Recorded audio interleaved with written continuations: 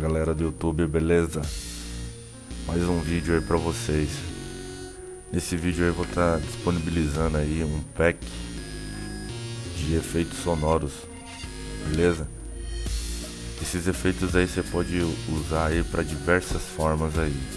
Pode ser para intros, pode ser para edições de vídeo, slide, bom, enfim. Que você pode usar no After Effects, no Sony Vegas, enfim, é uma infinidade de programas aí que você pode usar esses efeitos aí, beleza? Vou mostrar alguns. São músicas sem direitos autorais, né? Copyright. Tem vários aqui.